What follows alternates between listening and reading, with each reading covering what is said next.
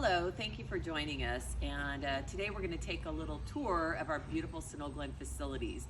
And leading us on this tour, I'm proud to introduce two people because, as you may have already heard, we are going out for a school facility bond because we are in quite need of having one. So it's my pleasure to introduce our school board president, Mr. Mike Picard, and also our wonderful facility supervisor, Mr. Lowell Hoxie. Thank you. We're here in front of the school. This is the main entrance for our school, and it's not ADA compliant at this time. To be ADA compliant, we should have a ramp that would come around and come down. About 10 years ago, I got an estimate to put a ramp in. It was between $40,000 to $50,000. Probably has gone up since then. We'll show you the entryway, how we have to get in. You have to make a phone call, get somebody to come out, unlock a gate, so you can get into the grounds to come around to the ramp, existing ramp. Let's go check it out.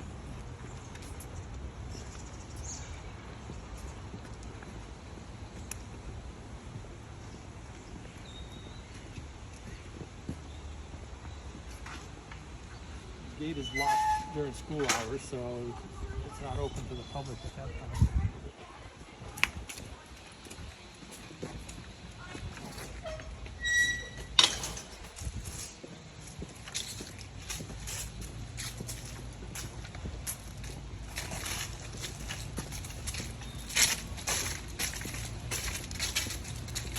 One thing about our school that's really super deceiving is it's so beautiful from the outside. Mr. Hoxie and all the staff do such a great job of keeping it beautiful, but there's a lot of infrastructure since it was built in 1925 that is really needs to be upgraded. The electrical, the plumbing, sewer systems, the windows, the roof, and we'd hate to see this beautiful 1925 building have to be shut down because it's not in compliance. So that's what we're asking the citizens to do, is for everybody to come together as Sunolians and pitch in to help save our beautiful historic building. This is the ramp that Mr. Hoxie was talking about.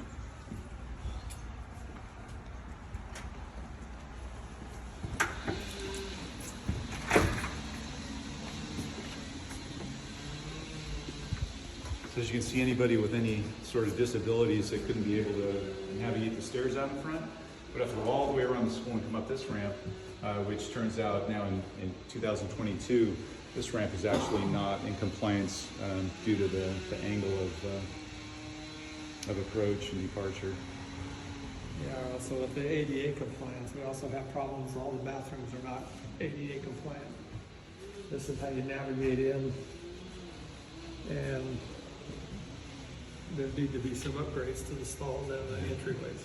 And in 1925 and most of the 1900s, I mean, this was perfectly acceptable, but now with what we found with people with disabilities, this is just not accessible for them. We can take a look inside and see also. I mean, it's super clean, in great condition, but as you can see, things are just not set up for someone with any sort of disabilities.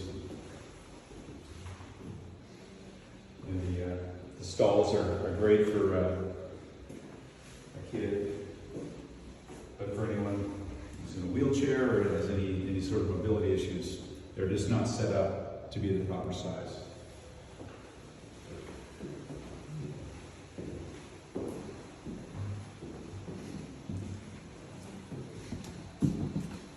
Some other things for people with disabilities, or for even our safety of our staff and our students, is our hardware on the doors. This is a typical panic hardware you see in places. Pretty old mechanical stuff, but the front doors are really not in compliance. As you can see, this isn't your typical panic hardware that you see in a public building where if there's any sort of emergency, fire, earthquake, where people need to get out fast. We really need to bring this up to current standards. Also, the doors are 1925 doors.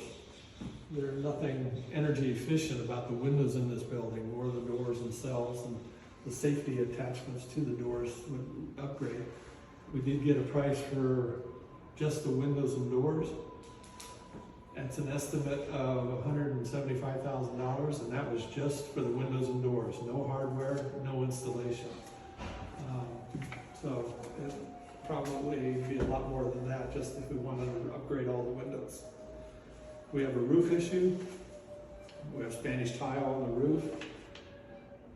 To recover the felt membrane underneath the Spanish tile is deteriorating. It's rather old. It needs to be replaced. And I did get an estimate to do that, 6 years ago? And it was about $250,000 to remove the tile, put a new membrane down, and then place the Spanish tile back. So that's very expensive just to do that. There you can see some of the water damage. We do repair the leaks when they happen, but the whole membrane does need to be changed. Yeah. Also, you can see we've got such as these exposed fire sprinkler pipes. It'd be really ideal to recess these behind the ceiling where just the sprinkler heads are down, just for safety for people grabbing onto them or bumping into them with anything. You can also see some of the roof damage, or the water damage from the leaking roof. You can see pieces of plaster have fallen off the ceiling. It's just a sign of problems in the future if we don't repair the roof. There's another big chunk that fell off over here. This just happens every so often. Our idea is not to, completely modernize this building and make it a big glass, structure, modern looking. We want to preserve the same, charm and historic look that it has, but bring it up to current standards with our, handicapped access. Like I said, our plumbing is old. Our electrical system is old. Mr. Hoxie can also show you some of the. We have old knob and tube. A lot of people don't know what that is because it's old. In the 1900s, it was really the state of the art for wiring. But nowadays, it's a fire hazard, and we hate to see our beautiful building burned down because we don't have proper wiring. Yeah, there's a lot of modern wires that have been replaced when you add something, but the old wiring is still in place. And as you said, it's knob and tube. And there's a heater that was in the wall here. I had to disconnect it because the wiring was frayed. It had asbestos coated wire, and it's old. It needs to be fixed. And unfortunately, it's not like at your house where, hey, we'll just get a bunch of guys together with hammers and tool belts and fix things up. When you're in a public building, especially a public school, there's a lot of standards that need to be met. There's an agency, the DSA. Department of State Architect has to approve everything that structurally, fire, safety, anything that involves that. They have a say in it. And it probably should be evaluated for earthquake upgrades. There was an upgrade in 1939. That was the last upgrade for earthquakes. I mean, it's a very stout building, but it still should probably be looked at. The 200 wing, built in 1959. About 7 years ago, we did painted a coating over the roof to extend the life for about 5 years. But the roof does need to be refixed now because it's only good for 5 extra years. Like I said, we've gone 7 years with that. This building needs plumbing. There we keep getting pinholes in the copper pipes because of the chemical reaction with the water to it. Electrical, it's probably up to stuff, but it does need a lot of painting, and there's wood rot inside and out. Over here at the entrance of the old building, you can see we do have wood rot, and this is an addition that was added later, and it definitely needs some improvements. It needs to be torn down and replaced. And this isn't the only example of wood rot, but this is just one that's really easy to see. But all along the outside perimeter where maybe the gutters have leaked or the flashing has leaked, all the wood around the outside of the old building it needs to be replaced or at least repaired. Due to paint work, there's not a lot in this building, but there is lead paint in various places that would have to be removed and repainted. Right now it's not a hazard because it's not being disturbed, but eventually it will be. And it may seem kind of hard to believe that we need $10 million, but when you start adding 50,000, 100,000, 200,000 for all these projects, it really adds up fast, and we really are going to have to prioritize our jobs. What's most important are probably the roofs and the electrical, and see what we can do with the money that's left after that.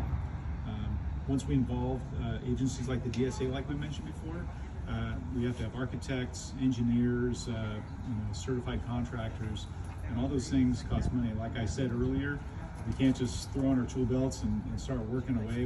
We have to get a bunch of permission and make sure that we're complying with all the requirements by the state of California and also the federal government. Any other?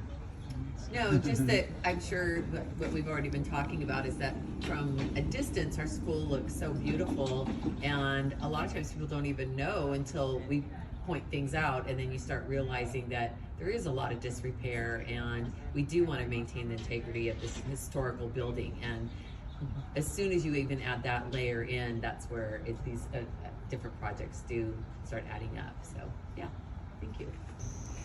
Thank you for watching our video. We hope it was enlightening for you and gave you the information that will help you be an informed person when you vote this coming election. We're hoping that Measure J will be supported and passed so that we can preserve our beautiful Sunol Glen facilities. Thank you.